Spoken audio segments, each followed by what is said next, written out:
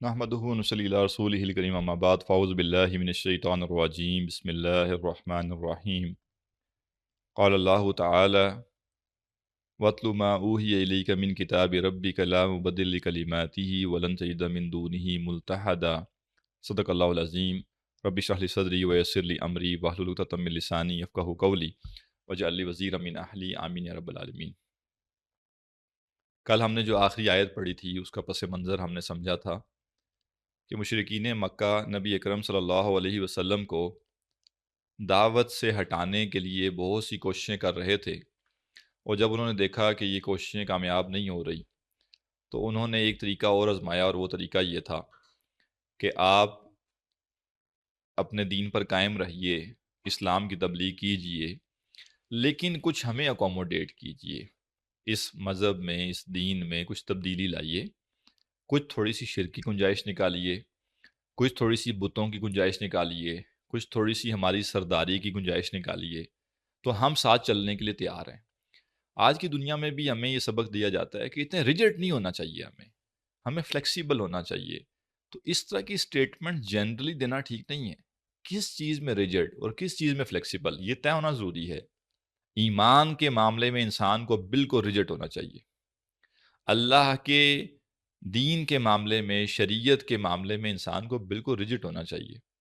قطعاً میں اللہ کے دین میں کسی قسم کی کمی یا اضافہ برداشت نہیں کر سکتا، قطعاً میں اللہ سبحانہ تعالیٰ کی شریعت میں کسی قسم کی کمی یا اضافہ برداشت نہیں کر سکتا۔ تو اب اگر کوئی مجھے کہے کہ جی ریجڈ ہے، تو میں کہوں گا جی ہاں میں ہوں ریجڈ، اور میں نے ریجڈ ہی ہونا ہے۔ فلیکسیبل ہونا چاہیے انسان کو حقوق طلب کرنے میں۔ ہاں آپ نے میرا فلاں حق نہیں دیا، ٹھیک ہے کوئی بات نہیں، چلے میں مینیج کر لیتا ہوں۔ فلیکسیبلٹی یہاں ہے، فلیکسیبلٹی حق اور باطل کے معاملے میں نہیں ہے۔ ایک شخص قرآن کی توہین کرے اور مجھے فلیکسیبل ہونا چاہیے، تو یہ تو ایمانی غیرت کے خلاف ہے۔ تو بڑے طریقے سے جدید دنیا ہمیں کچھ سبق سکھاتی ہے، اور ہمیں بڑے طریقے سے ہمارے ایمان سے پیچھے ہٹانے کی کوشش کرتی ہے۔ تو لہٰذا جب بھی اس طرح کی سویپنگ سٹیٹمنٹس آئیں نا کہ جی بندے کو ریجڈ نہیں ہونا چاہیے، فلیکسیبل ہونا چاہیے، اکوموڈیٹنگ ہونا چاہیے، تو پہلے ڈیفائن کیا جائے کہ یہ کس دائرے کے اندر ود ان حق بات کی جائے گی تو بالکل فلیکسیبلٹی ہونی چاہیے، لیکن جو ہی حق و باطل کا معاملہ آئے گا تو پھر باطل کے لیے 1% بھی فلیکسیبلٹی نہیں ہوگی۔ اور مشرکین مکہ کو بالکل واضح کر کے بتا دیا گیا کہ قطعاً ایسی کوئی تبدیلی کی توقع تم نہ ذہن میں رکھو، اور یہ ایسا ہو ہی نہیں سکتا۔ دوسرا کام مشرکین مکہ نے یہ کیا تھا کہ ایک موقع پر انہوں نے کہا کہ ہم تو دیکھیں آپ کی بات سننا چاہتے ہیں، لیکن بس آپ ہی ایسے ہیں کہ آپ اپنے ساتھ یہ حبشی غلام اور یہ غریب لوگ، اور یہ آج کے دور میں ایک لفظ استعمال ہوتا ہے کمی، آپ ہی یہ کمی لوگوں کو اپنے ساتھ ہر وقت بٹھائے رہتے ہیں۔ معاذ اللہ صحابہ کے بارے میں وہ یہ کہا کرتے تھے، حضرت بلال کے بارے میں، حضرت عبداللہ بن مسعود کے بارے میں، حضرت صہیب کے بارے میں، حضرت عمار کے بارے میں، کہ یہ اس طرح کے جو لو کاسٹ لوگ ہیں، یا جو کہہ لیجئے مالی لحاظ سے بالکل فقراء ہیں، آپ ان کو ساتھ بٹھاتے ہیں۔ ہم دیکھیں آپ سردار ہیں، ہم تو ہمیں پروٹوکول ملنا چاہیے۔ لہٰذا انہوں نے ایک دفعہ مطالبہ کیا باقاعدہ کہ ان لوگوں کو آپ دھتکاریں، ان کو سائڈ پہ کریں آپ۔ یہ کیا ہوا کہ آپ جو ہے وہ ہمیں دین کی دعوت بھی دیتے ہیں، اور ساتھ میں آپ چاہتے ہیں کہ ہم ان لوگوں کے ساتھ بیٹھیں۔ ہم اتنا تو ہمارا ابھی معیار کم نہیں ہوا۔ تو سٹینڈرڈز، یہ انہوں نے سٹینڈرڈز کا مطالبہ کیا، اور سٹینڈرڈز کیا؟ اپنے مادی سٹینڈرڈز۔ اللہ تعالیٰ فرماتا ہے وَاصْبِرْ نَفْسَكَ مَعَ الَّذِينَ يَدْعُونَ رَبَّهُمْ بِالْغَدَاةِ وَالْعَشِيِّ، اور آپ اپنے آپ کو روکے رکھیے ان لوگوں کے ساتھ جو پکارتے ہیں اپنے رب کو صبح و شام۔ یریدون وجہا، وہ اس کی رضامندی چاہتے ہیں، ولا تعد عیناک عنہم، اور آپ کی نگاہیں ان سے نہ ہٹنے پائیں، ترید زینت الحیات الدنیا، لوگوں کو کہیں یہ گمان نہ ہو کہ آپ دنیاوی زندگی کی زیب و زینت چاہتے ہیں۔ یہ نصیحت بڑی اہم۔ اللہ کے نزدیک ویلیو کس کی ہے؟ ایمان کی۔ اور دنیا میں لوگوں کے نزدیک ویلیو کس کی ہے؟ مادہ پرستی کی۔ لہٰذا یہ چیز ہمارے اوپر بھی اثر انداز ہوتی ہے کہ ہم بعض اوقات صرف اس لیے کہ ایک امیر شخص، ایک عہدے پر براجمان شخص دین کی بات سننا چاہتا ہے، تو ہم اپنے ان ساتھیوں سے نگاہیں پھیرنا شروع کر دیں، ہم اپنے ان شاگردوں سے نگاہیں پھیرنا شروع کر دیں جو کتنے کتنے سالوں سے آ کے بیٹھ رہے ہیں، پڑھ رہے ہیں، دین کے کام میں ساتھ تعاون کر رہے ہیں۔ تو اس کا مطلب ہے کہ ہم کہیں نہ کہیں مادہ پرستی کا شکار ہو گئے، اور یہ پوری صورت کیا ہے؟ یہ مادہ پرستی کے خلاف انسان کو بصیرت عطا کر رہی ہے۔ تو یہ بصیرت یہی ہے کہ ویلیوایبل چیز میرے لیے ایمان ہے، بندے کا اللہ سے تعلق ہے۔ جس بندے میں جتنا ایمان ہے، جس بندے کا جتنا اللہ کے ساتھ تعلق بہتر ہے، اور یہ ایمان کا کیسے پتہ چلے گا کتنا ہے؟ اس کی باتوں سے، اس کے اعمال سے، اس کے رویے سے، اس کی ڈیلنگ سے۔ اگر وہ ایمان کے مطابق ہیں، ہمیں اب اس کا نہیں پتا کہ وہ دھوکہ دے رہا ہے یا نہیں، ہم اس کو صاحب ایمان ہی سمجھیں گے۔ اور جتنا کسی کا عمل، رویہ، مزاج، طبیعت اللہ کے دین کے مخالف ہوگا تو ہم کہیں گے بھائی آپ کو باتیں جتنی مرضی آتی ہوں، کام تو آپ کے ایمان کے منافی ہیں۔ تو ہمیں قربت پیدا کرنی ہے اللہ کے اوپر ایمان کی بنیاد پر، تقوی کی بنیاد پر، اور کتنا ہی کوئی انفلوئنشل کیوں نہ ہو، کتنا ہی کوئی امیر آدمی کیوں نہ ہو، کتنا ہی صاحب حیثیت کیوں نہ ہو، اس کی اس لحاظ سے ضرور اہمیت ہوگی کہ اگر یہ شخص دین کی طرف آ گیا تو اس کا جو پوٹینشل ہے وہ دین کے لیے استعمال ہوگا، لیکن جس دن تک وہ دین کی طرف نہیں آیا اس کی ویلیو کا کوئی کمپیریزن اس شخص سے نہیں ہے جو ایمان لے آیا ہے۔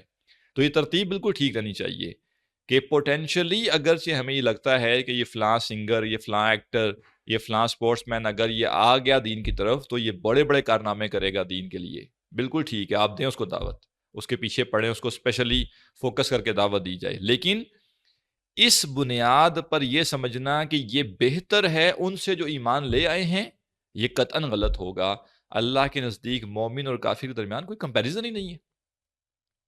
کمپیریزن کرنا ہے مومنین کے بیچ میں کیا جائے تو سمجھ آتا ہے کہ یہ ایمان کے اعلیٰ درجے پر ہے، یہ کمتر درجے پر ہے۔ مومن اور کافر کا کوئی کمپیریزن نہیں، یعنی ایک ایسا شخص جو ایمان لے آیا ہے اور بالفرض سمجھنے کے لیے کہہ دیا جائے کہ وہ دنیا میں سب سے نان پروڈکٹیو آدمی ہے، اس کے پاس سب سے کم صلاحیتیں ہیں، اس کے باوجود اس کی حیثیت اللہ کے ہاں بہت بلند ہے اس شخص سے جو کہ کفر پہ ہے، اور کافر ہوتے ہوئے دنیا کی بہترین صلاحیتیں اس کے اندر موجود ہیں۔ جس وقت تک وہ کافر ہے تب تک اس کی وقت اس صاحب ایمان سے کم تر ہی ہے۔ یہ ہمیں دل میں یہ بات پوری طرح موجود ہونی چاہیے۔ نتیجہ کیا نکلے گا؟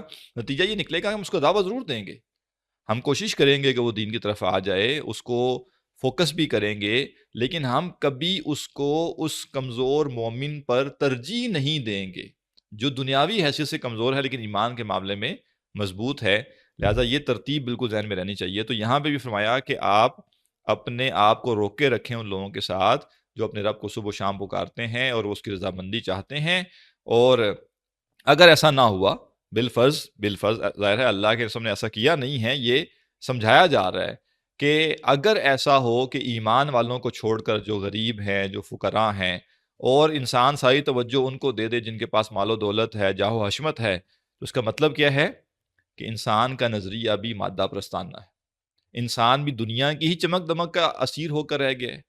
تو یہ چیز ہمیں پتہ ہونی چاہیے اگر ہم دین کے داعی ہیں، دین کی دعوت دے رہے ہیں، کہ ہم بھی مادہ پرستی کی بنیاد پر تو نہیں کسی سے امپریس ہوتے۔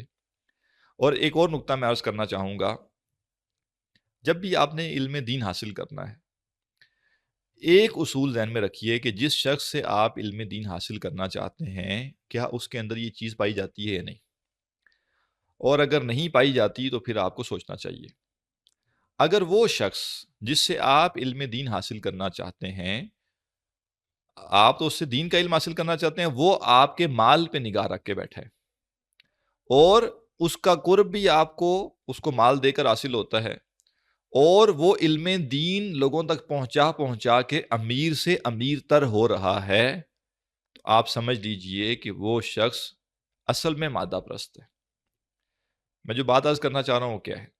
ایک شخص ہے لوگوں کو دین پڑھاتا ہے، اور اس دین پڑھانے کے عوض یا کوئی کہیں سے کوئی تنخواہ لے رہا ہے کسی ادارے سے، یا وہ جو جن کو دین پڑھاتا ہے انہی سے کوئی فیس کی شکل میں یا معاونت کی شکل میں کچھ رقم اس کے پاس آ جاتی ہے، اور اس کا گزر بسر اس سے ہے، اس کا اپنا کوئی کاروبار نہیں ہے، اس کی اپنی کوئی جاب نہیں ہے، اس کے پاس اپنی کوئی وراثت نہیں ہے، اس کے پاس کوئی اور سورس آف انکم نہیں ہے، بلکہ سورس آف انکم کیا ہے؟ دین کا کام ڈائریکٹلی۔ یہ شخص اگر دین کے کام میں آگے بڑھتا جا رہا ہے اور ساتھ میں اس کی دولت اور جائیداد بھی بڑھتی چلی جا رہی ہے، یہ شخص دیندار نہیں ہے، یہ شخص ایمان نہیں سکھا رہا، کیونکہ جس کو خود یہ سمجھ نہیں آیا کہ دنیا دھوکے کا سامان ہے، جس کو خود یہ سمجھ نہیں آیا کہ اصل زندگی آخرت کی زندگی ہے، جس کو خود سمجھ یہ نہیں آیا کہ مال جمع نہیں کرنا، مال اللہ کی خاطر خرچ کرنا ہے اور اپنی آخرت کے لیے سٹور کرنا ہے، وہ دوسروں کو کیا دین سکھائے گا، یا اس سے دین سیکھ کر باقی کیا کریں گے؟ لہٰذا یہ حیران کن بات ہے ہمارے ہاں کہ وہ لوگ جو کہ مادہ پرستی میں بالکل گرے ہوئے ہیں، اپنے شاگردوں سے، اپنے مریدوں سے تحفے تحائف کے انبار وصول کرتے ہیں اور بڑی بڑی جو ہے مادی مراعات لیتے ہیں، اور ان کا لائف سٹائل ہی چینج ہو جاتا ہے، اور وہ اپنے شاگردوں سے یا اپنے مریدوں سے جو تحفے یا نذرانے قبول کر رہے ہوتے ہیں، اس سے ان کی عیش و عشرت چل رہی ہوتی ہے، تو انہوں نے دین کا ایسنس تو خود نہیں سمجھا۔ تو جب دین کی روح خود ان کو سمجھ نہیں آئی تو یہ کسی اور کو کیا سمجھائیں گے؟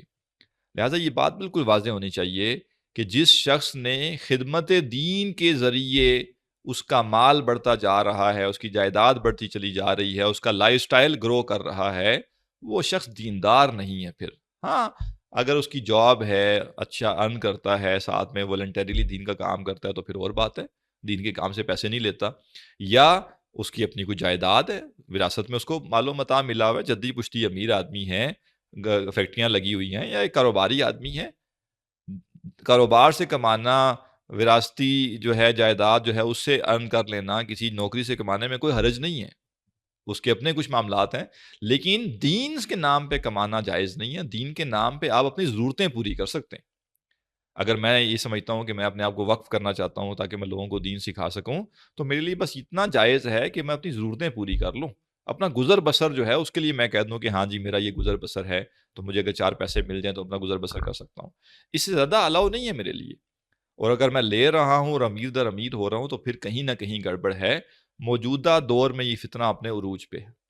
موجودہ دور میں دین کو بھی ایک لوگوں نے کوموڈٹی بنا دیا ہے، ایک سیلیبل آئٹم بنا دیا ہے، اور بلکہ یہ مطالبہ کیا جاتا ہے کہ دین پڑھانے والے کو یونیورسٹی میں پڑھانے والے سے زیادہ تنخواہ دینی چاہیے ہے اور اس کو زیادہ چیزیں دینی چاہیے۔ کیوں بھائی؟ اگر میں نے دین بھی دنیا کے لیے پڑھانا ہے تو پھر دین کیوں پڑھا رہا ہوں؟ جاؤں میں فزکس کیمسٹری کچھ اور پڑھا لوں۔ میں نے تو دین سمجھا ہے یہ، اور دین میں بات کہی یہ گئی ہے، ہر آیت میں یہ بات بتائی جا رہی ہے، ہر صفحے پہ قرآن کی آیت یہ بات بتائی جا رہی ہے کہ دنیا کچھ نہیں ہے، دنیا دھوکے کا سامان ہے، اصل زندگی آخرت کی زندگی ہے۔ اور میں کیا کر رہا ہوں؟ میں یہ پڑھا کر وہی دنیا کی زندگی سمیٹ رہا ہوں، وہی دنیا اور اکٹھی کر رہا ہوں۔ اس کا مطلب ہے کہیں نہ کوئی گڑبڑ ہے، اور میں نے اس کو بس پروفیشن بنا لیا ہے، کمائی کا طریقہ بنا لیا ہے، یہ دین نہیں ہے۔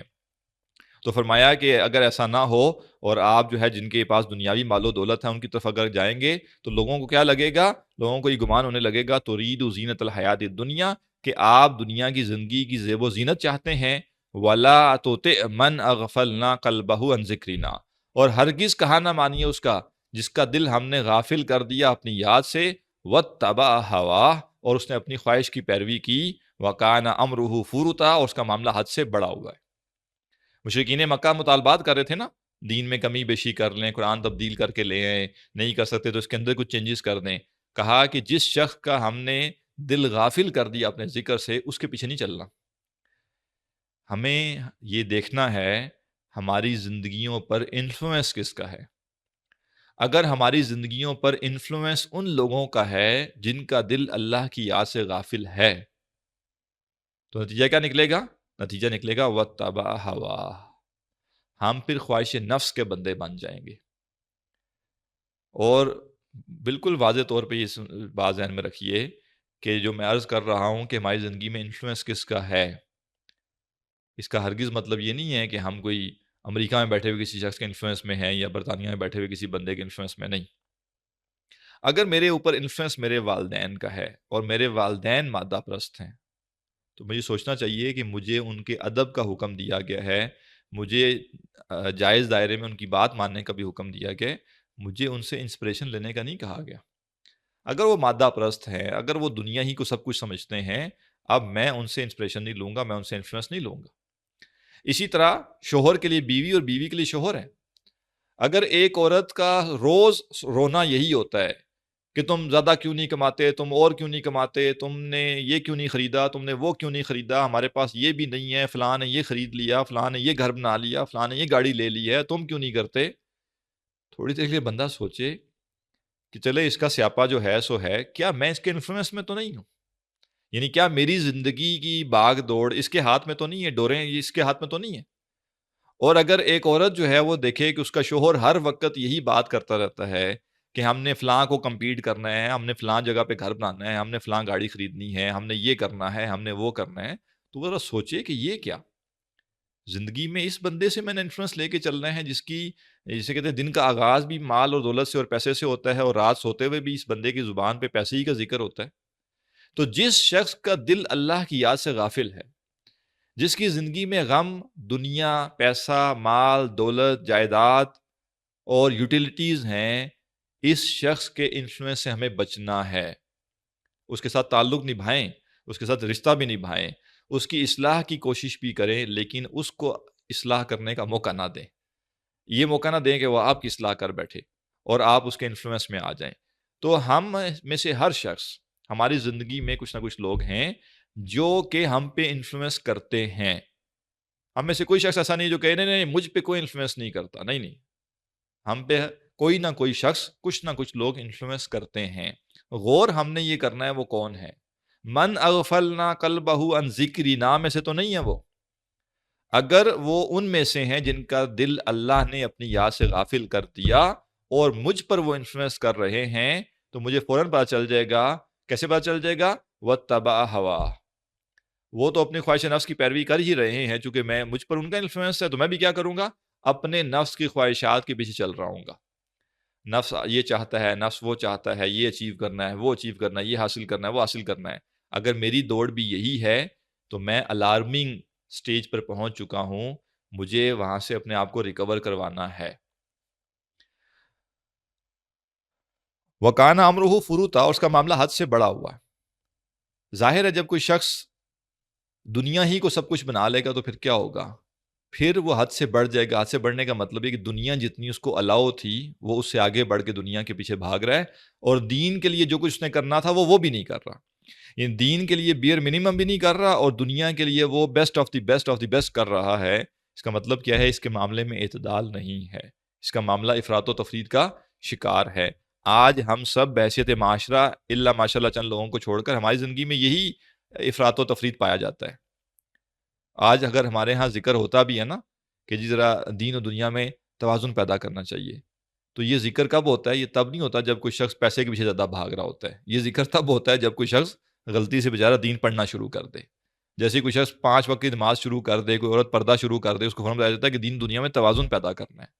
تو کہنا چاہیے کہ توازن ہی تو کر رہے ہیں۔ پہلے عدم توازن کا شکار تھے کہ صبح سے لے کے رات تک دنیا کے پیچھے بھاگ رہے ہوتے تھے۔ اب یہ نماز شروع کی ہے، اب یہ روزہ رکھا ہے، اب یہ جو پردہ کیا ہے، اب یہ جو داڑھی رکھی ہے، توازن تو اب شروع ہوا ہے۔ اور توازن کیا ہے؟ دین کی جتنی ورتھ ہے اس کو اتنا پوٹینشیل دیا جائے اپنی زندگی کا، اور دنیا کی جتنی ورتھ ہے اس کو اتنا پوٹینشیل دیا جائے۔ یہ توازن ہے؟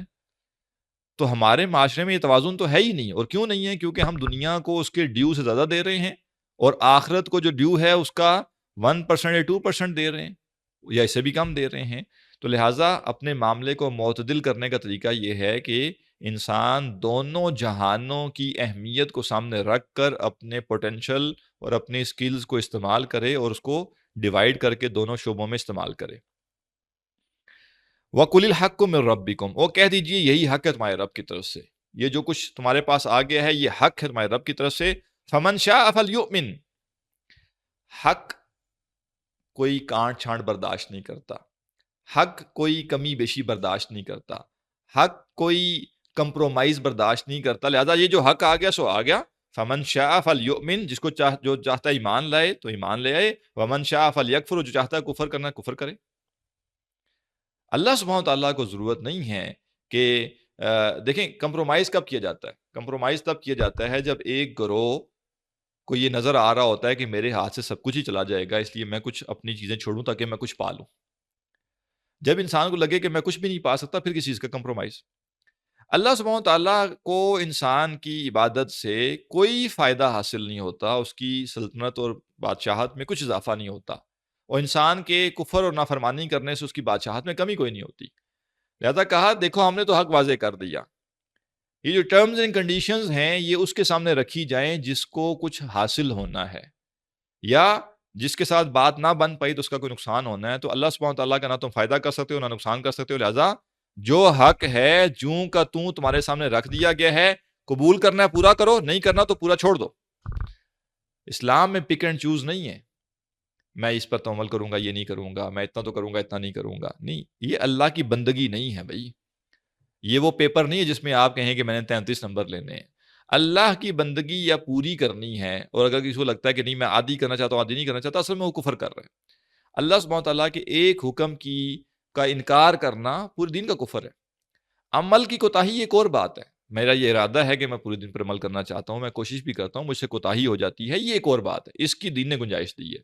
جس چیز کی گنجائش نہیں دی وہ کیا ہے کہ میں خود ہی طے کر کے بیٹھ جاؤں کہ میں نے نماز پڑھنی ہے، روزہ نہیں رکھنا، یا میں نے نماز بھی پڑھنی، روزہ بھی رکھنا ہے، زکوٰۃ نہیں دینی، یا میں نے نماز بھی پڑھنی، روزہ بھی رکھنا ہے، زکوٰۃ بھی دینی ہے، یہ حج عمرے پہ میں نہیں جا سکتا، یا میں حج عمرہ بھی کر لوں گا لیکن یہ سودی لین دین کے بارے میں مجھے نہ کہا جائے کہ یہ ٹھیک نہیں ہے، اس کے بغیر میرا کام نہیں چل سکتا۔ تو جب کوئی شخص ایک شے بھی یہ کہے گا کہ میں دین کا یہ ایک کام ہے میں نے نہیں کرنا، انکار کر دے گا اس سے، قانونی طور پہ بھی یہ شخص کافر ہو جاتا ہے۔ تمام فقہا کے نزدیک کسی ایک حکم شرعی جو کہ قرآن مجید میں واضح طور پہ موجود ہے، اس کا انکار کرنا کفر ہو جاتا ہے۔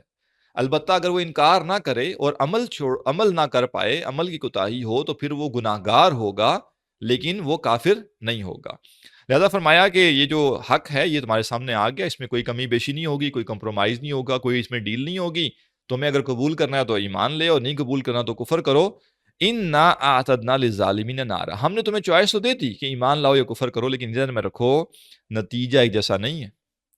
اس چوائس کا استعمال اگر تم نے ایمان کی شکل میں کیا تو نتیجہ کچھ اور ہے، اور اس چوائس کا استعمال اگر تم نے کفر کی صورت میں کیا تو پھر یہ جان لو اِنَّا أَعْتَدْنَا لِلظَّالِمِينَ نَارًا، ظالموں کے لیے تو ہم نے ایک ایسی آگ تیار کی ہوئی ہے، احاطہ بہم سرادقها، کہ اس کی کناتیں ان کا احاطہ کر لیں گی، ایسے گھیر لیں گی وہ آگ انسانوں کو گھیر لے گی۔ وَإِن يَسْتَغِيثُوا، اور اگر یہ فریاد کریں گے کہ ہمیں کوئی پانی دیا جائے، وَإِن يَسْتَغِيثُوا يُغَاثُوا بِمَاءٍ، تو ان کی فریاد رسی ایسے پانی کے ذریعے کی جائے گی کالمہل، جو کھولتے ہوئے تیل کی تلچھٹ جیسا ہوگا، یشوی الوجوہ، چہروں کو بھون ڈالے گا، اس قدر سخت وہ ابلا ہوا اور صحیح گرم تیل کی مانند ہوگا کہ انسان اگر اس سے پیاس بجھانا چاہے گا تو پیاس کیا بجھنی ہے، الٹا عذاب کی ایک اور شکل ہوگی جس سے انسان کو دوچار ہونا پڑے گا۔ بئس شراب، بہت بری پینے کی چیز ہوگی، بہت بری پینے کی چیز ہوگی، انسان اس کو چھوڑ بھی نہیں پائے گا کیونکہ پیاس اس کو اتنی لگی ہوئی ہے، اور پی بھی نہیں پائے گا کیونکہ وہ بھی کسی آگ کے عذاب سے کم نہیں ہے۔ تو کیا اس دن تمہارا حال ہوگا، اور اس کی وجہ کیا ہوگی؟ وجہ یہ ہوگی کہ دنیا میں تمہارے سامنے حق پیش کیا گیا اور تم نے کہا کہ نہیں، میں مادہ پرستی میں لگا رہوں گا، میں دنیا کی خواہشات کے پیچھے لگا رہوں گا، اور تم نے آخرت کے مقابلے میں دنیا کو ترجیح دی۔ چکھو اب یہ عذاب کا مزہ، چکھو اپنے اس فیصلے کا مزہ، جو تم نے عیاشی کرنی تھی دنیا میں کر لی ہے، ایک جہاں میں عیاشی ہو سکتی تھی، تم نے طے کیا دنیا میں کرو گے، بس ٹھیک ہے کر آئے ہو تم، اب یہاں آ کے جو ہے وہ جو اپنی بدعمالیاں اس کا نتیجہ بھگتو۔ اور اگر تم یہ طے کرو کہ نہیں، راحت، آسانی، نعمت، سہولت، یہ اصل میں آخرت میں ہے، تو اللہ سبحانہ تعالیٰ تمہیں دنیا میں بھی کچھ نہ کچھ آسانی، راحت دے دے گا، لیکن آخرت والی راحت اور آسانی تمہاری سیکیور ہو جائے گی۔ تو سمجھداری اسی میں ہے کہ انسان جو کچھ پانا ہے اس کی طلب، اس کی خواہش آخرت کے لیے رکھے، دنیا میں جو مل جائے لے لے، نہ کہ زور زبردستی پانے کی طرف جائے۔ اللہ تعالیٰ نے سہولت دے دی، آسانی دے دی، رزق میں فراوانی ہے، اللہ کی راہ میں خرچ بھی کیا، دوسروں پر بھی خرچ کیا، اور کچھ اپنے اوپر بھی لگا لیا، بسم اللہ۔ نہیں ہے فراوانی تو کوئی بات نہیں، کیا اللہ سبحانہ تعالیٰ کے ہاں جا کے جنت میں داخل ہونے کے لیے گھر کے ڈاکومنٹس دکھانے پڑیں گے کہ دیکھیں دنیا میں یہ میرا 10 مرلے کا گھر تھا، یہ اس کے کاغذات ہیں، یہ الاٹمنٹ لیٹر ہے، یہ ثبوت ہے؟ جنت میں داخلے کے لیے دنیا میں گھر اون کرنا ضروری نہیں ہے۔ جنت میں داخل ہم نے اس گاڑی پر بیٹھ کے نہیں ہونا جو ہم نے دنیا میں خریدی تھی، کہ اگر ہم دنیا میں نہ خرید سکے تو جنت میں ہم جو ہے وہ پیدل جا رہے ہوں گے، نہیں، آخرت کا حساب بالکل اور ہے، دنیا کا معاملہ اور ہے۔ لہٰذا جو شخص دنیا کو اپنی ترجیح نہیں بناتا، جو شخص دنیا کو اپنی ریکوائرمنٹ نہیں بناتا، بلکہ وہ کہتا ہے کہ آخرت میری ترجیح ہے، آخرت میری ریکوائرمنٹ ہے، اور جو میسر آ گیا آخرت ہاتھ میں ہے، آخرت سیکیور ہے، پھر جو میسر آ گیا میں وہ اویل کروں گا، نہ آیا تو میں نہیں اویل کروں گا، اور میں صبر کروں گا، اور میں آخرت کو کسی صورت بھی کمپرومائز نہیں کروں گا۔ یہ ہے ایمان کا تقاضا۔ لہذا فرمایا کہ ہم نے تمہیں آپشن دے دی ہے، لیکن ذہن میں رکھو کہ آپشن جو ہے وہ استعمال کرنے کے نتائج بھی ہیں، اور نتائج یہی ہیں کہ ایسا عذاب ہے جس میں انسان پانی تو مانگے گا لیکن پانی اس کو دیا جائے گا جو تیل کی تلچھٹ جیسا ہوگا، چہروں کو بھون ڈالے گا، بئس الشراب، بہت بری پینے کی چیز ہوگی، وساءت مرتفقا، اور وہ جو جہنم ہے وہ بہت ہی بری جگہ ہے آرام کرنے کے لیے۔ دنیا میں انسان نے کیا کیا؟ ذائقے اور سکون، دنیا کا آرام، اس کے پیچھے کیا نا، کمفرٹ چاہیے مجھے، جی لگژری چاہیے مجھے، وہ کیا ہے؟ اور دوسری چیز کیا؟ کھانا پینا، آج یہ کھانا ہے، آج وہ پینا ہے، اب تو یہ چاہیے، اب تو وہ چاہیے۔ تو کہا کہ دنیا میں تم نے زبان کے ذائقے اور اپنے جسم کو کمفرٹ دینے کے لیے اللہ کے دین کو پس پوچھ ڈالا ہوا تھا۔ آؤ اب تم کرو یہاں آرام، یہ جہنم تمہارے آرام کی جگہ ہے، یہاں کر کے دکھاؤ آرام۔ اور جو تم نے دنیا میں اپنی زبان کے ذائقے چکھے ہیں، اب یہ چکھو، یہ آگ کا مزہ چکھو، اور پیو یہ کھولتا ہوا پانی جو ہے، اب پیاس بجھاؤ اس سے اپنی۔ لہٰذا انسان اچھی طرح سمجھ لے یہ دنیا مذاق نہیں، دنیا میں جو ہم آئے ہیں کسی مقصد کے لیے آئے ہیں، اور اگر ہم اس مقصد سے غافل ہو گئے ہیں تو ہماری غفلت سے کائنات کی حقیقتیں بدلتی نہیں ہیں، کائنات کی حقیقتیں وہی رہیں گی جو ہیں، اور ہمیں اس حقیقت سے بالآخر دو چار ہونا ہے۔ مختصر سی مہلت ہے، اس مہلت میں جاگ گئے تو اچھی بات ہے، نہیں جاگے تو جاگنا تو پڑے گا، لیکن پھر بربادی کے سوا کچھ ہوگا نہیں۔ ان الذین آمنوا وعملوا الصالحات، بے شک جو لوگ ایمان لائے اور انہوں نے نیک اعمال کیے، انا لا نضیع اجر من احسن عملا، بے شک ہم نہیں ضائع کریں گے اجر اس شخص کا جس نے اچھا عمل کیا ہوگا۔ اولئک لہم جنات عدن، یہی لوگ ہیں جن کے لیے ہمیشگی کے باغات ہیں، تجری من تحتها الانہار، بہتی ہیں ان کے نیچے نہریں، یحلون فیہا من اساور من ذہب۔ اب چونکہ جہنمیوں کا ذکر ہوا تھا تو جنتیوں کا بھی ذکر ہو گیا کہ جو لوگ ایمان لائیں گے اس حق کے اوپر اور اس کے تقاضے پورے کریں گے، ان کے لیے پھر اجر کیا ہے کہ ہم ان کا اجر ضائع نہیں کریں گے، ان کی محنت جو دنیا میں تھی۔ بظاہر لگتا ہے کہ مولوی بیچارہ جو ہے اس کو ملتا کیا ہے، اس کو مل بہت کچھ رہا ہے، بس پریزرو ہو رہا ہے، وہ نظر نہیں آ رہا۔ اگر اللہ تعالیٰ یہ پردے ہٹا دے غیب کے تو پھر دنیا میں کون کافر بچے گا؟ بس یہ آزمائش ہماری کیا ہے؟ ایمان بالغیب۔ ایک شخص کا اجر اکٹھا ہوتا جا رہا ہے، اس کا رتبہ بڑھتا جا رہا ہے، لیکن ابھی پردہ پڑا ہوا ہے، اور ایک شخص کو دیکھ کے کہتا ہے یہ ناکام آدمی ہے، اور وہ اپنے آپ کو بڑا کامیاب سمجھتا ہے کیونکہ اس کے پاس بہت سا مال و دولت اکٹھا ہو گیا ہے۔ تو حقیقت ایسے نہیں ہے، اللہ تعالیٰ بالکل اجر ضائع نہیں کرے گا ان کو جو ایمان لائے ہیں، اور ان کو ان کا جو اچھے اعمال ان کا اجر دے گا۔ اور اجر کیا ہے؟ ہمیشگی کے باغات ہوں گے جس میں نہریں بہتی ہوں گی، یحلون فیہا من اساور من ذہب، وہ پہنائے جائیں گے اس جنت میں سونے کے کنگن، و یلبسون ثیابا خضرا، اور وہ پہنیں گے سبز رنگ کے کپڑے، من سندس و استبرق، جو باریک ریشم کے بھی ہوں گے اور موٹے ریشم کے بھی ہوں گے، ماکثین فیہ علی الارائک، ٹیک لگائے ہوئے بیٹھے ہوں گے تختوں پر۔ نعم الثواب، پیچھے کیا تھا؟ بئس الشراب، یہاں کیا ہے؟ نعم الثواب، کیا ہی خوب بدلا ہے۔ دنیا میں کام پہ گزارا کر لیا، دنیا میں پیسے کے پیچھے بھاگنے کے بجائے ضرورتیں پوری کی اور باقی وقت اللہ کے دین کے لیے لگایا، مولوی کا تانا ملا، صوفی کا تانا ملا، اور جاہلوں کی طرح لوگوں نے ٹریٹ کیا، برداشت کیا، ملامت برداشت کی، لوگوں نے کانوں میں آگے یہ باتیں ڈالی کہ تم تو پیچھے رہ گئے ہو، جو ساتھ والا دوست یا بھائی آگے بڑھ کر دنیا میں لوگوں نے اس کی بڑی تعریفیں کی، دل تنگ ہوا لیکن برداشت کیا، اور آنکھوں کے سامنے جو چمک تھی اس کو چھوڑا، اور حقیقت کی طرف انسان اس نے اپنے آپ کو لگایا۔ اللہ سبحانہ وتعالیٰ فرماتا ہے نعم الثواب، ایسی تسلی ہوگی جنت میں جا کے انسان کی کہ میں نے دنیا میں جو اس جنت کے لیے تگودو کی تھی بالکل ٹھیک کیا تھا، اور اس وقت انسان کو حسرت صرف یہی ہوگی کہ جو غفلت میں وقت گزارا تھا وہ کیوں گزارا، جو کام میں نے دنیا کے کام میں ایسا وقت لگایا جس کے بغیر میرا کام چل سکتا تھا وہ میں نے کیوں کیا، کاش کہ میں نے وہ وقت بھی اللہ کی رضامندی میں اور اللہ کی خوشنودی میں لگایا ہوتا، آج میرے درجات اور بلند ہو جاتے۔ میں نعم الثواب، کیا ہی خوب بدلہ ہے، وہ حسنت مرتفقہ، اور کیا ہی خوبصورت آرام کی جگہ ہے۔ دنیا میں انسان کہتا ہے میں نے اپنا گھر بنا لیا، اب میں آرام کروں گا، کون سا آرام بھائی؟ 5 سال، 10 سال، 15 سال، 20 سال، کتنا آرام کرو گے اس گھر میں، اس کے بعد تو جانا ہے قبر میں۔ اصل آرام یہ ہے، انسان جنت میں گیا، پیچھے کوئی ٹینشن اب نہیں ہے، کوئی آزمائش نہیں، کوئی غم نہیں، کوئی تکلیف نہیں، کوئی محرومی نہیں، اب ہمیشہ ہمیشہ کی زندگی ہے، اور لگژری کا تو کوئی حساب کتاب ہی نہیں ہے، زندگی کی لمٹ ہی کوئی نہیں ہے، یوٹیلیٹیز انلمیٹڈ، برائی اور نیگیٹیوٹی ہے ہی نہیں کہیں پہ۔ کیا اجر ہے، کیا مقام ہے جس کا ہمیں بتا دیا گیا، اب صرف کمی ایمان کی ہے۔ اگر ایمان ہے، انسان کسی صورت بھی جو ہے وہ دنیا کو ترجیح نہیں دے سکتا، اور اگر دنیا کو ترجیح دے رہا ہے تو کمی ایمان اور یقین کی ہے۔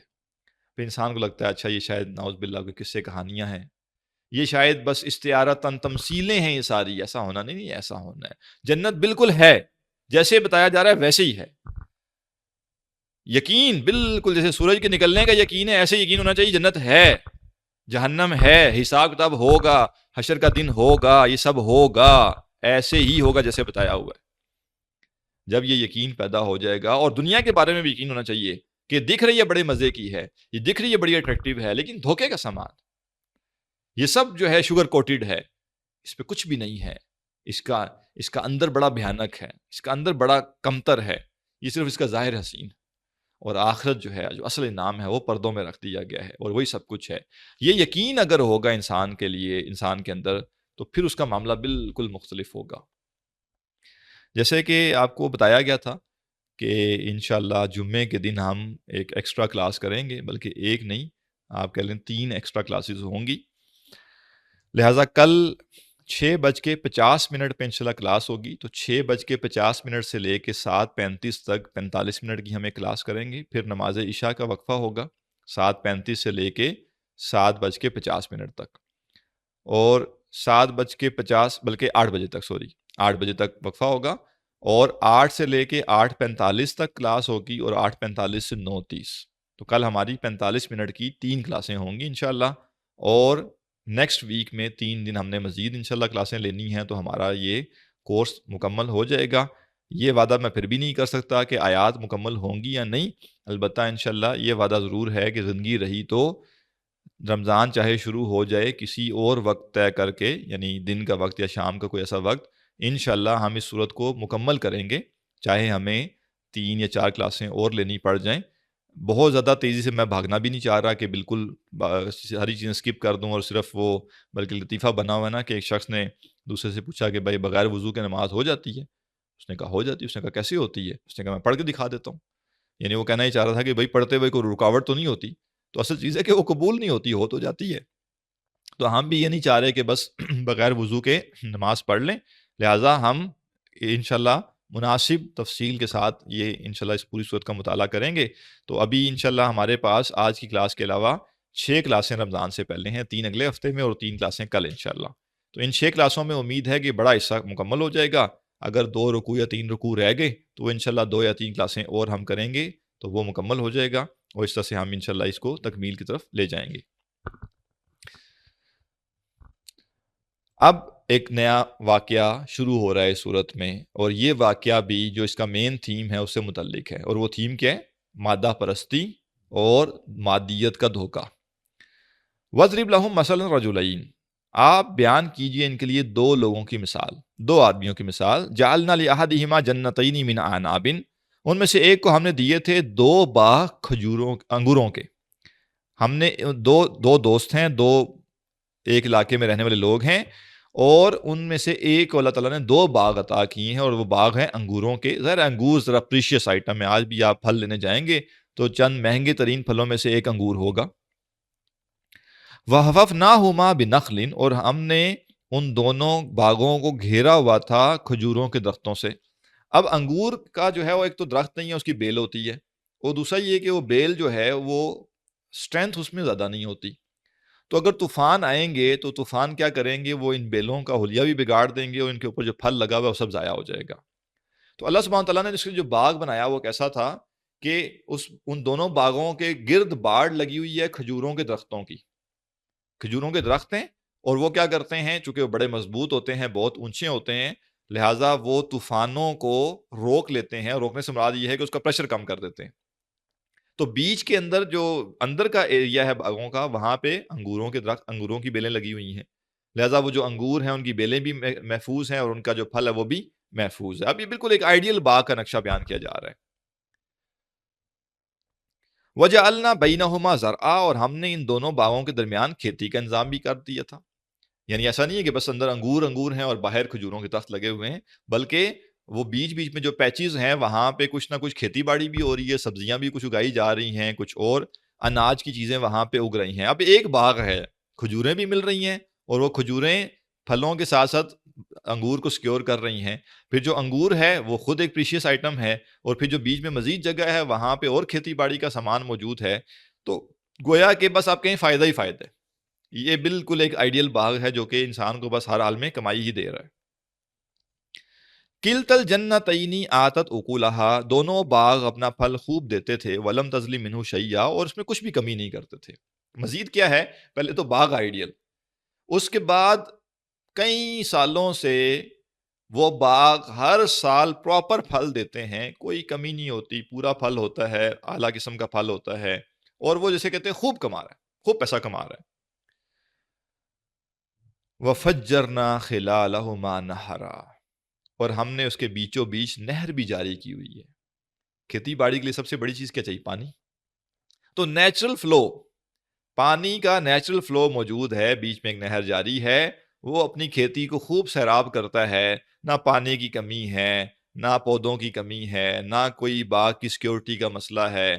بہترین، جسے کہتے ہیں نا میکسیمم یوٹیلائزیشن ہو رہی ہے اس باغ کی. وَكَانَ لَهُ ثَمَرٌ، اور اس کے لیے پھل تھا. فَقَالَ لِصَاحِبِهِ وَهُوَ يُحَاوِرُهُ، یعنی اب باغ تیار ہے اور اس دفعہ پھل اب کاٹنے کا وقت آ چکا ہوا ہے. اب ہو سکتا ہے کہ وہ جو اس کا دوست ہو اس کو دکھانے لایا ہو جلانے کے لیے، دیکھو جی پھر نیا پھل تیار ہوا ہوا ہے، اب بیچیں گے، مرسیڈیز لیں گے اس دفعہ، اور جو ہے وہ V8 لیں گے، یا فلانی جو ہے وہ گاڑی لینڈ کروزر وہ لیں گے. ٹھیک ہے، یا اس دفعہ جو ہے وہ انشاءاللہ 4 کنال کا بنگلہ ہم نے اس دفعہ لینا ہے اس پھلوں کو بیچ کے. تو بڑا چوڑا ہو رہا ہوگا، اور چوڑا ہوتے ہوئے اس نے اپنے دوست کو دکھایا ہوگا. اور اسی دوران اب کیا ہو رہا ہے، فقال لصاحبہ وهو يحاورہ، اب اس نے اپنے دوست سے کہا، اپنے ساتھی سے کہا، جبکہ وہ اس سے گفتگو کر رہا تھا. اور یہ چیز نوٹ کر لیجئے کہ جو دوست ہے وہ غریب آدمی ہے، وہ سادہ سا آدمی ہے، اس کے پاس کوئی باغ شاغ نہیں ہے، اس کے پاس کوئی مال و دولت نہیں ہے، اور یہ بڑا چودھری قسم کا آدمی ہے. اب یہ اس کو ساتھ لے کے گیا ہے اور یہ اس کو جو ہے وہ دکھا رہا ہے کہ دیکھو بھئی زبردست قسم کا اس دفعہ جو ہے وہ پھل ہوا ہے، اور پھر اس دفعہ جو ہے وہ بڑا کچھ ہونا ہے. تو یہ جو اپنی چودراہٹ ہے یہ اس کے اوپر ذرا روب طاری کر رہا ہے. انا اکثر منک مالا، اس نے اپنے ساتھی سے کہا میں مال میں تجھ سے بہت زیادہ ہوں. کہ تم آج کل جیسے ہوتا ہے نا کہ سیلری کتنی ہے جی آپ کی؟ 60,000. اوہ اچھا اچھا اچھا، میری تو جی 6 فگرز میں ہے جی، میں تو جی بڑی پروموشن ہو گئی ہے. تو یعنی کمپیریزن، مالی کمپیریزن. تو اب یہ بھی اس کو بتا رہا ہے کہ بھائی دیکھ تو کدھر رہ گیا. اب ظاہر ہے یہ آیات میں یہ بات موجود تو نہیں ہے، لیکن کہیں بٹوین دی لائنز یہ محسوس ہوتا ہے جیسے وہ اس کو یہ سمجھانا چاہ رہا ہے کہ تو مولوی بن کے تو نے کیا کمایا، تو نمازیں پڑھ کے دین کے اوپر چل کے تو نے کیا حاصل کیا، تیرے پاس کچھ بھی نہیں. اور میں ایک پلاننگ، محنت، فوکس، ڈیڈیکیشن، کمٹمنٹ، یہ ہوتا ہے نا آج کل جو موٹیویشن اسپیکرز ہوتے ہیں یہ اس طرح کی کہانیاں سنا رہے ہوتے ہیں نا، یہ میری موٹیویشن، یہ کمٹمنٹ، یہ سارا دیکھو دیکھو میں کہاں سے کہاں پہنچ گیا. محنت ہی نہیں کرتے تم، اپنا وقت ضائع کرتے رہتے ہو، مولویوں کے پیچھے لگے رہتے ہو. محنت کیا کرو، پلاننگ کرو، ہمت کرو، یہ کرو وہ کرو وہ کرو.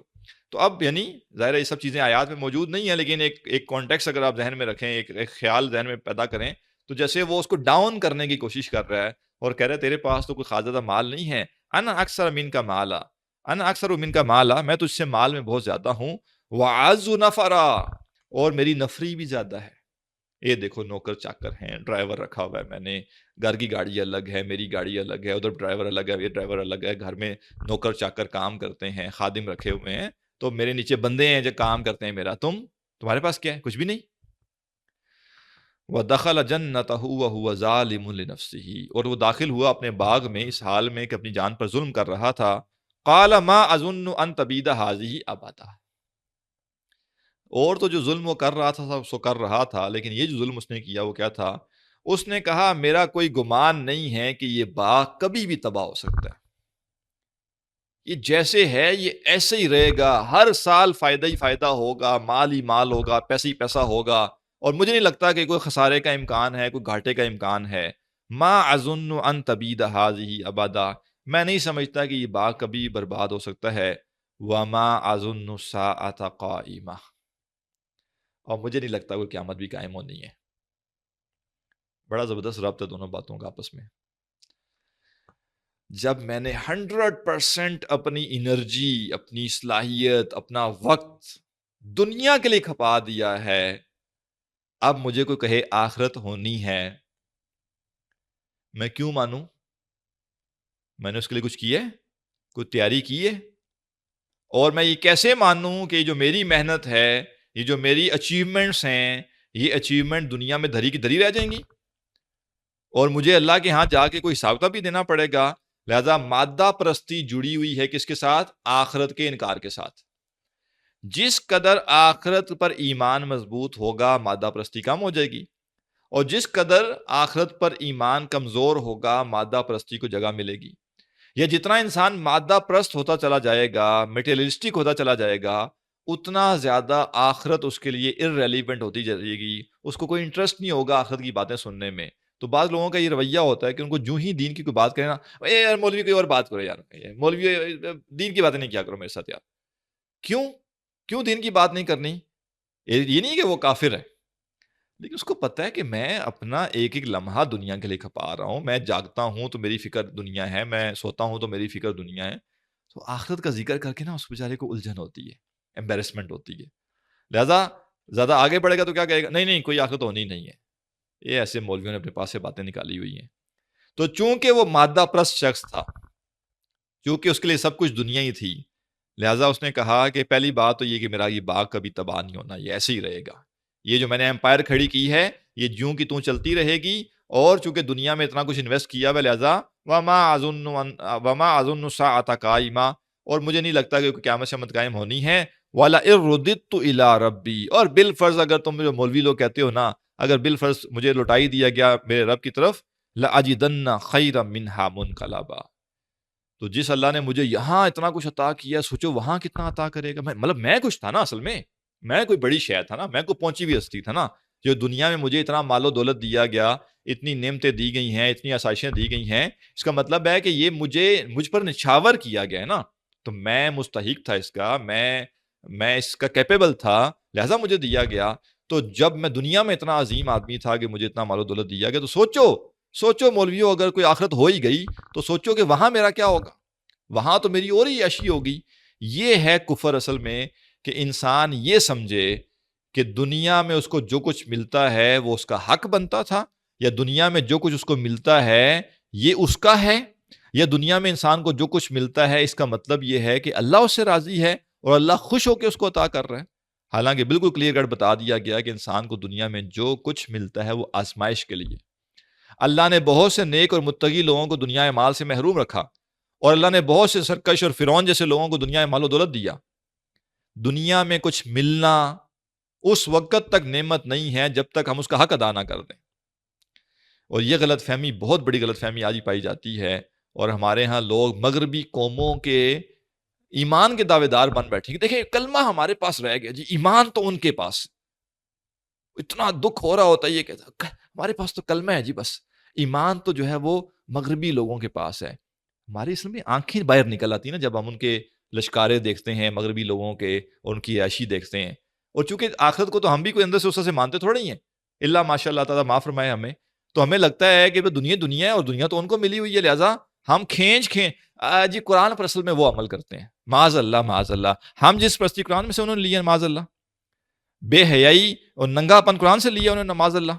سوچ سمجھ کے بات کرنی چاہیے۔ دو چار باتیں انہوں نے اچھی کر لی ہیں یا ان کے اندر اچھی پائی جاتی ہیں، تو آپ نعوذ باللہ ان کی دنیا کے پیچھے ڈل جائیں گے، ان کے پیچھے، اور آپ ان کو مومن قرار دینا شروع کر دیں گے، اور آپ یہ بتائیں گے کہ اصل ایمان ان کے پاس ہے۔ اللہ سبحانہ تعالیٰ کی بدترین نافرمانی انہوں نے کی ہے۔ ایک قوم جو کہ رسول موجود ہے لیکن وہ قوم ہم جنس پرستی کرتی ہے، اللہ تعالیٰ پتھر برساتا ہے آسمانوں سے ان پر، اور یہاں ایک ایسی قوم ہے جس نے ہم جنس پرستی کو تو پیچھے چھوڑ دیا۔ کہاں سے کہاں وہ آگے نکل کے جنس تبدیل کی جا رہی ہے، مرد عورتیں بن رہے ہیں، عورتیں مرد بن رہی ہیں، ہم جنس پرستی عام ہوئی ہوئی ہے، اس پہ فخر کرتے ہیں، اور کیا کچھ وہاں پہ نہیں ہو رہا، کوئی حیا ان کے اندر نہیں ہے۔ ہمیں اللہ کے نبی صلی اللہ علیہ وسلم فرماتے ہیں جب تم حیا نہ کرو تو جو چاہے کرو، اور ہم یہاں پہ دنیا سے مرعوب اور دنیا کے لیے للچائے ہوئے لوگ کیا کرتے ہیں، ہم بتاتے ہیں دیکھیں اصل ایمان تو مغرب کے لوگوں کے پاس ہے، کوئی ایمان نہیں، ایمان اسی کے پاس ہے جو قرآن کے مطابق ہے، جس کی زندگی قرآن کے مطابق ہے وہ مومن ہے، جس کی زندگی قرآن کے مطابق نہیں وہ مومن نہیں ہے، اور جو اللہ کو نہیں مانتا اس کے اندر 10 خیر ہو سکتی ہیں لیکن وہ ملٹی پلائی بائی 0۔ ابو جہل کے اندر بھی اچھے اوصاف پائے جاتے تھے، لیکن جب اس نے کفر کیا تو دنیا کا بدترین آدمی بن گیا۔ جو مشرکین کے بڑے بڑے سردار تھے وہ کوئی گئے گزرے لوگ نہیں تھے، اچھی صلاحیتیں ان کے پاس بھی تھی، لیکن جب وہ ایمان نہیں لائے، شرک کیا، تو کعبہ کے قریب رہتے ہوئے مکہ میں پیدا ہوئے، مکہ میں مرے ہیں، لیکن بدترین لوگ ہیں، بدترین عذاب ان کو ہوگا، کیونکہ ہمارے لیے معیار کیا ہے؟ ایمان۔ ایمان نہیں ہے تو پھر کچھ بھی نہیں ہے۔ لہٰذا یہ واقعہ ابھی چل رہا ہے، کل انشاءاللہ اس کو مکمل کریں گے۔ یہ بات ذہن میں رکھیے کہ دنیا میں کچھ اچیو کرنا اللہ کی رضامندی یا خوشنودی کی علامت نہیں ہے، اور دنیا میں مالی تنگی کا سامنا کرنا اللہ کی ناراضگی کی علامت نہیں ہے۔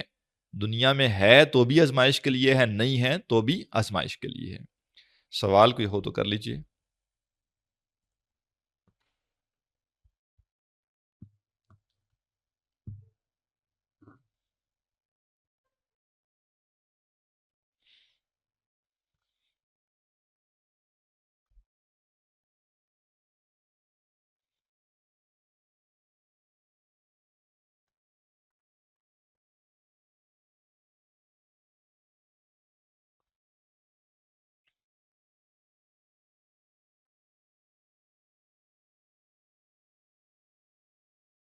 جی چیئرس میں سے۔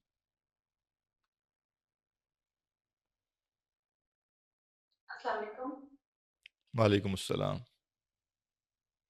جی میرا سوال یہ ہے، کہ میں اکثر اس بارے میں سوچتی ہوں، جیسے کچھ اوصاف کا ذکر ہے نا کہ ان لوگوں کی پیروی نہ کریں، جس میں سے ایک یہ ہے کہ جن کی دلوں کو اللہ نے اپنی یاد سے غافل کر دیا۔ تو اس سے مراد مطلب کیا ہے، کس طرح کے لوگ ہیں اور ان کی پہچان کیا ہے، اور کس طرح سے جان سکیں گے؟ کیونکہ ایک جو کلمہ گو ہے اور ایک نارمل پریکٹس مسلم بھی ہے، وہ اس کا دل تو اللہ کی یاد سے مکمل خالی کبھی نہیں ہو سکتا۔ تو مطلب ہماری کوشش، جیسے بھی آپ نے بھی کہا کہ ہم کوشش کرتے ہیں کہ ہم اپنے ایمان کے تقاضوں کو پورا کریں، لیکن یہ کیسے پہچان ہوگی کہ اس شخص کا دل اللہ کی یاد سے غافل ہو؟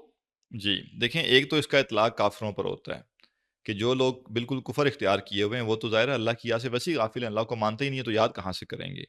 لیکن جو اہل ایمان ہیں، کلمہ گو ہیں، لیکن آپ ان کے ساتھ جتنا عرصہ آپ کو تعلق ہو گیا ہے، آپ نے کبھی مطلب انلیس یعنی کہتے ہیں سالوں میں ایک دفعہ آپ نے ان کی زبان سے کوئی اللہ کوئی دین کی بات تو سنی نہیں، کوئی آخرت کی بات تو سنی نہیں۔ آپ کا ان کے ساتھ جب بھی تعلق ہوا، جب بات چیت ہوئی ہے، جب کوئی معاملہ ہوا، جب کوئی ڈیلنگ ہوئی، تو بس وہ دنیا سے متعلق تھی۔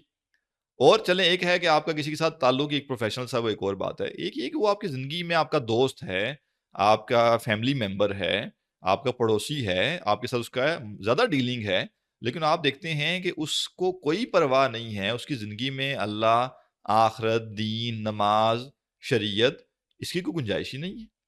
بس وہ اپنی دگڑ میں لگا ہوا ہے کہ بس دنیا دنیا دنیا، پیسہ پیسہ، اور دنیا کی اسباب وسائل اکٹھے کرنا۔ ایسے شخص کے انفلوئنس سے بچنا چاہیے، وہ ہمارا رول ماڈل نہ بن جائے، یا ہم اس کو دیکھ کر اس سے جو ہے انسپائر ہونا نہ شروع ہو جائیں۔ تو ہر وہ شخص جس کی زندگی میں آپ کو اللہ کا ذکر نہیں ملتا، اللہ کی بندگی نظر نہیں آتی، آخرت کی فکر نظر نہیں آتی، تو جتنا یہ کمی ہوگی اتنا ہی وہ غافل ہے۔ اگر تھوڑی بہت اللہ کی یاد ہے، کچھ دین پر عمل کر رہا ہے، تو اس کا مطلب ہے کمزور مومن ہے۔ لیکن اگر پتہ چلتا ہے کہ بس رسمن کبھی ایک آدھ نماز پڑھ لیتا ہے یا عید پہ مسجد چلا جاتا ہے، ادروائز اس کی زبان سے کوئی ایمان کا ذکر ہی نہیں کبھی سنتے، آخرت کی ذکر ہی نہیں سنتے، تو اس کا مطلب ہے کہ گڑبڑ ہے نا، اللہ کی یاد سے وہ غافل ہے بالکل۔ جی سورہ یوسف کورس کے بارے میں انشاءاللہ ابھی جو لوگ بھی رجسٹر ہوئے ہیں ان سے ہم ایک دفعہ رائے لے لیتے ہیں کہ ان کے لیے وقت تبدیل کیا جائے تو مسئلہ ہوگا یا نہیں، تو پھر طے ہو سکے گا کہ وقت چینج ہو سکتا ہے کہ نہیں، ابھی کنفرم نہیں کہہ سکتے۔ السلام علیکم سر۔ وعلیکم السلام۔ جیسے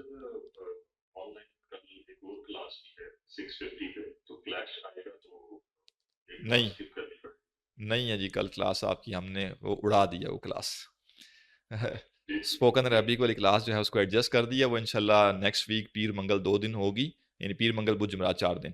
تو ابھی جو کلاس آپ کی کل انشاءاللہ یہ تفسیر کی ہونی ہے.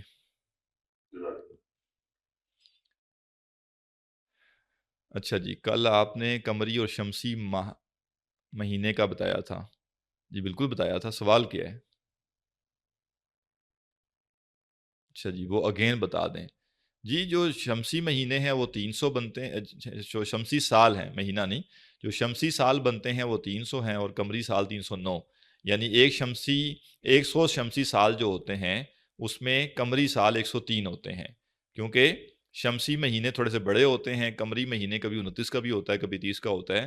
تو ہر سال کچھ فرق پڑتا ہے، اور 100 سالوں میں 3 سالوں کا فرق. یوں کہہ لیں کہ شمسی لحاظ سے جو 33 سال بنتے ہیں وہ قمری لحاظ سے 34 سال بنتے ہیں. تو جس شخص کی عمر 66 سال ہے شمسی لحاظ سے، قمری لحاظ سے اس کی عمر جو ہے وہ 68 سال ہوگی. دنیا میں روزی کا سرکل چلانا کے لیے بھی محنت کرنی پڑتی ہے، تو کیسا معلوم ہوگا کہ اس سے زیادہ دنیا کے لیے کوشش نہ کی جائے؟ دنیا کا کام بھی نیچے کریں جی، اور دنیا کا کام بھی سستی کرو، محنت سے کام نہ کیا جائے. تو فار ایگزامپل جاب میں تو آپ کو جاب سے فارغ کر دیا جائے گا، کیسے بیلنس قائم کیا جائے؟ جی دیکھیں، سادی سی بات یہ ہے کہ دنیا میں ہم نے گزر بسر کرنا ہے، زندگی گزارنی ہے. دنیا میں ہم نے اچیومنٹس دنیا کی نہیں کرنی، لہٰذا میں نے جو دین کے تقاضے ہیں ان کو ترجیح دینی ہے. نماز کی میں نے پابندی کرنی ہے، دینی احکامات کی پابندی کرنی ہے. اب کہیں پہ اگر دینی احکامات چھڑوانے کے لیے مجھ سے مطالبہ کیا جائے اور بدلے میں دنیا دی جائے گی تو میں نہیں لوں گا.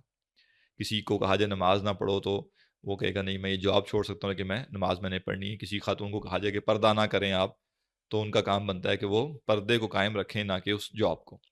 اس کے بعد پھر جو دنیا میں ہم ارن کر رہے ہیں اس کے بارے میں ہم یہ ذہن میں رکھیں کہ جو بھی ہم کمائیں گے اگر حلال سے کمائیں گے تو ٹھیک ہے، ورنہ حساب دینا مشکل ہو جائے گا. اور حلال سے کمانے کے بعد ہم سے یہ پوچھا جائے گا کہ خرچ کہاں کیا. تو میں جہاں خرچ کر رہا ہوں اگر میں حساب دے سکتا ہوں تو بسم اللہ جتنا مرضی کریں، خوب عیاشی کریں. لیکن اگر لگے کہ نہیں حساب دینا مشکل ہو جائے گا تو پھر انسان اتنا ہی خرچ کرے دنیا میں جو کہ اس کی ضرورتیں ہیں، کیونکہ ضرورتوں کے عوض جو خرچ کریں گے اس پہ کوئی بڑا مسئلہ نہیں ہے. وہ اللہ نے ضرورتیں پیدا کی تھی اور ان پر خرچ کرنا بھی سمجھ آتا ہے. لیکن اگر انسان نے ضرورتوں سے زیادہ خرچ کرنا شروع کیا اور اپنی آخرت کے لیے کچھ نہیں بچایا تو پھر آخرت میں جا کے اس کو حسرت ہوگی. لہٰذا سادی سی بات یہی ہے، کوئی ایسا سٹینڈرڈ تو نہیں دیا جا سکتا، یہ پرسن ٹو پرسن چیزیں ویری کرتی ہیں کہ ہماری زیادہ بڑی فکر دنیا ہے یا ہماری زیادہ بڑی فکر آخرت ہے. ہماری زیادہ توانائیاں دنیا کے لیے کھپ رہی ہیں یا ہماری زیادہ توانائیاں آخرت کے لیے کھپ رہی ہیں. تو اگر ہماری زیادہ توانائیاں آخرت کے لیے کھپ رہی ہیں اور دنیا میں ہم بس گزر بسر کرنا چاہتے ہیں تو بس اس کے لیے جو گزر بسر کرنے کے لیے جو محنت کرنی پڑے گی وہ کریں، اس میں کوئی مسئلہ نہیں ہے. اگر کسی کو بیسک ضرورتیں پوری کرنے کے لیے 14 گھنٹے بھی جاب کرنی پڑتی ہے وہ کرے گا، اس کے پاس ایک گزر ہے کہ میری تو بیسک ضرورتیں نہیں پوری ہوتی. لیکن ایک بندہ ہے جس کی 8 گھنٹے کام کرنے سے ضرورتیں پوری ہو جاتی ہیں، اب وہ 8 گھنٹے کے بعد 4 گھنٹے اور اس لیے لگا ہوا ہے تاکہ دنیا میں کچھ اور اچیو کرے. تو سوال یہ کہ دین کی دعوت و تبلیغ کون کرے گا؟ لوگوں تک دین کون پہنچائے گا؟ ہدایت کا پیغام کون عام کرے گا؟ جس شخص کو اللہ نے یہ سہولت دی تھی کہ 8 گھنٹے کام کر کے اس کا کام چل رہا تھا تو وہ 4 گھنٹے مزید کام کر کے کہ دنیا کمانے کے بجائے یہ کرتا نا، دوسروں کو دین کی دعوت دیتا. تو ورنہ تو دنیا میں پیڑ تو ہر ایک کے ساتھ لگا ہوا ہے، پھر تو کسی کو بھی دعوت و تبلیغ کا کام نہیں کرنا چاہیے. تو ہاں، جس شخص کے پاس یہ گنجائش ہی نہیں ہے، وہ صبح سے لے کے رات تک محنت کرتا ہے تب جا کے اس کا پیٹ پلتا ہے، تو وہ تو چلے اللہ کے ہاں جا کے یہ کہہ سکے گا کہ اللہ میرے لیے تنگی تھی. لیکن پھنسے گا کون؟ پھنسے گا وہ جس کے پاس وقت و صلاحیتیں تھی لیکن اس نے وہ وقت و صلاحیتیں دنیا کی ضرورتیں پوری ہونے کے باوجود مزید دنیا پہ ہی لگا دی. اس سے پوچھا جائے گا کہ تو نے دوسروں کی ہدایت کے لیے کچھ تگودو کیوں نہیں کی، تو نے دین سیکھنے کے لیے کچھ وقت کیوں نہیں نکالا. تو آج لوگ کہتے ہیں کہ ہمارے پاس دین پڑھنے کا وقت نہیں ہے. کیوں نہیں ہے؟ کیونکہ دنیا کے لیے لگ رہا ہے. تو یہ کیا ہوا کہ دنیا کی زندگی گزارنے کے لیے صبح سے لے کے رات تک وقت لگائیں گے، لیکن آخرت کے لیے ہمیشہ ہمیشہ کی آخرت کے لیے 2 گھنٹے نہیں نکال سکتے پڑھنے کے لیے. تو یہ ہے اس میں ترجیحات کا مسئلہ ہے. جی سوال کر لیجئے. سر یہ آپ جو بھی کہہ رہے ہیں کہ دنیا میں جتنی میں کہتی ہوں کہ جو دنیا سکھاتے ہیں تو کم از کم ان کی ہیلپ زیادہ کرنی چاہیے. فار ایگزامپل یہاں پہ جو ہمارے گھر آتے ہیں قاری صاحب آتے ہیں بچوں کو پڑھانے کے لیے یہ وہ، تو ان کی پہ زیادہ ضرور چاہیے تاکہ وہ بھی سیٹسفائڈ رہیں اور وہ کم از کم دین کے ساتھ ساتھ اپنی ضروریات وغیرہ بھی پوری کرتے ہیں. کیونکہ لوگوں کو اگر 5,000 دن کا بتا دیا، 5,000 تو بہت دور کی بات ہے، لوگ تو 1,000 روپئے دے سکتے چاہتے ہیں. تو یہ ہمیں کرنا چاہیے کہ جو دین کی بات کرتے ہیں بچوں کو سکھا رہے ہیں قرآن پڑھا رہے ہیں یا وہاں پہ دینی مدرسے میں کہیں جاتے ہیں، ان کی تنخواہیں ہم کرتے ہیں زیادہ کرتے ہیں. جی ظاہر ہے جو دنیاوی بنیادی ضرورتیں ہیں وہ لوگوں کی پوری ہونی چاہیے، کیونکہ جب بنیادی ضرورتیں پوری نہیں ہوں گی تو انسان یا تو وہ کام چھوڑ کے کمانے پہ لگ جائے گا یا پھر وہ اس تذبذب کا شکار ہوگا. لیکن یہ بات بھی ذہن میں رکھنی چاہیے کہ ایسا نہیں ہونا چاہیے کہ ان کی بنیادی ضرورتیں پوری ہو رہی ہیں اور پھر بھی ہمیں لگے کہ نہیں اب اس سے زیادہ ان کو اس لیے دینا چاہیے تاکہ خوب وہ اچھی طرح سے یہ دین کا کام کریں گے. دین کا کام بہت زیادہ پیسوں کے ذریعے نہیں کیا جاتا، دین کا کام ہمیشہ جذبے سے ہوتا ہے، قربانی سے ہوتا ہے. تو لہٰذا جس کے اندر جذبہ اور قربانی نہیں ہے اس کو زیادہ پیسے دینے سے کوئی دین کی خدمت نہیں ہو سکتی. ہاں ضرورتیں پوری کرنا بالکل ٹھیک ہے، اور ہمارے ہاں یہ مسئلہ ہے کہ جو روایتی دین طبقہ ہے، امام مسجد ہے یا قاری صاحب پڑھاتے ہیں، ان بیچاروں کی واقعتاً بنیادی ضرورتیں بھی نہیں پوری ہو رہی ہوتی. رہنے کے لیے جو ان کو گھر چاہیے ہوتا ہے اتنا بھی گھر ان کے پاس نہیں ہوتا، اور ان کو بڑی مشکل سے کسی طریقے سے مینیج کرنا پڑتا ہے. جی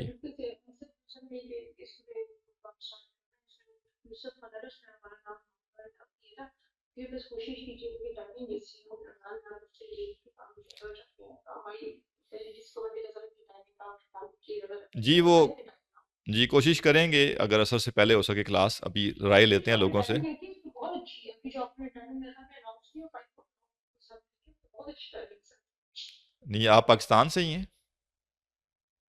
جی جی میں آپ کی اکیڈمی کی اسٹوڈنٹ ہوں. ہاں تو 5 سے 5:30 تو اصل میں خواتین کا مسئلہ ہی ہوتا ہے نا کہ وہ کہتی ہیں ہم نے افطاری تیار کرنی ہے، تو یہ مسئلہ آ رہا تھا. لیکن دیکھ لیتے ہیں انشاءاللہ، وہ رائے لے لیتے ہیں. جو لوگ رجسٹر ہوئے ہیں انشاءاللہ کل ان کا گروپ بن جائے گا اور وہاں ان سے رائے لے لی جائے گی اور اس کی بنیاد پہ دیکھ لیا جائے گا کہ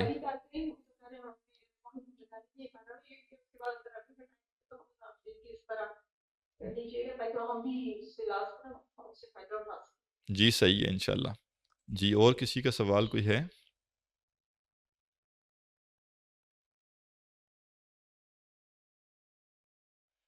جی جی وہ انشاءاللہ کسی دن کلاس میں عرض کر دوں گا تاکہ سب کو پتہ چل جائے. ابھی کچھ لوگ سوال و جواب میں نہیں ہوتے. آخرت کے حوالے سے افراد و تفرید کو کیسے مینیج کرنا ہوگا؟ ایک طرف اللہ نے نعمت دی ہے مگر اس کو استعمال نہ کریں، دوسری طرف ساری خواہش دنیا کے لیے ہو. جی دیکھیں اللہ نے نعمت جو دی ہے یہ کون نہیں کہہ رہا استعمال نہ کریں. اللہ کی نعمت کو اللہ کے دین کے لیے استعمال کریں نا. اللہ نے آپ کو مال دیا ہے، آپ کی بنیادی ضرورتیں پوری ہو رہی ہیں تو دوسروں کی ضرورتیں پوری کریں نا. آپ کے دائیں بائیں لوگ بیچارے اپنے بنیادی ضرورتوں کے لیے محتاج ہوئے ہیں اور اللہ نے آپ کے ہاتھ میں مال دے کے آپ کی آزمائش کی ہے کہ آپ کیا کرتے ہیں. تو یہ کون کہہ رہا ہے کہ آپ اس کو آگ لگا دیں یا آپ اس کو دفن کر دیں؟ نعمت تب نعمت ہوتی ہے جب وہ انسان آزمائش میں کامیاب ہو جائے. مجھے اللہ نے مال دیا، میں نے اپنی ضرورت پوری کی، پھر بچ گیا میرے پاس مال، میں اس کو اپنی عیاشی یا اپنے لیونگ سٹینڈرڈز پہ لگانے کے بجائے اگر کسی اور پہ خرچ کروں گا تو یہ میں آزمائش میں کامیاب ہوا. اب وہ مال میرے لیے نعمت ہے. سارا میں ہی ہڑپ کر گیا اگر تو اب وہ میرے لیے نعمت نہیں ہے. جب مجھ سے سوال پوچھا جائے گا نا کمایا کہاں سے اور لگایا کہاں، پھر پتہ چلے گا وہ نعمت تھی یا نہیں. تو یہی تصور تو میں واضح کرنا چاہ رہا ہوں کہ دنیا میں جو ہماری ضرورتیں ہیں اس پر جو ہم خرچ کرتے ہیں اس کا حساب بندہ اللہ کو دے سکے گا کہ کہہ کے کہ اللہ ضرورت تھی میری. لیکن جب ضرورتوں سے اوپر مال تھا، اب حدیث میں نہیں آیا کہ اللہ تعالیٰ انسان سے پوچھے گا کہ اے بندے میں تیرے پاس آیا تھا، میں بھوکا تھا، تو نے مجھے کھانا نہیں دیا، میں پیاسا تھا، تو نے مجھے پانی نہیں پلایا. تو بندہ کہے گا اللہ تو رب العالمین ہے، تو کہاں سے بھوکا پیاسا ہو سکتا ہے؟ تو اللہ فرمائے گا کہ فلاں بندہ میرا تیرے پاس آیا تھا لیکن تو نے اس کو کھانا نہیں دیا تھا، فلاں بندہ تیرے پاس آیا تھا پیاسا تھا، تو نے اس کو کچھ نہیں پلایا. تو اگر تم اس کو کھلاتا، اس کو پاتا تو مجھے وہاں پاتا. تو یہ آزمائش تھی نا. یہ سوال کیوں کیا جائے گا بندے سے؟ کیونکہ اللہ نے اس کو اس کی ضرورتوں سے زیادہ دیا تھا، یہ دیکھنے کے لیے کہ وہ کرتا کیا، وہ اس کو دوسروں پر خرچ کرتا ہے یا وہ سارا خود ہی ہڑپ کر جاتا ہے. میرا خیال سوال مکمل ہو گئے، تو اسی پہ اکتفا کرتے ہیں. سبحانک اللہم و بحمدک، نشہد ان لا الہ الا انت، استغفرک و اتوب الیک.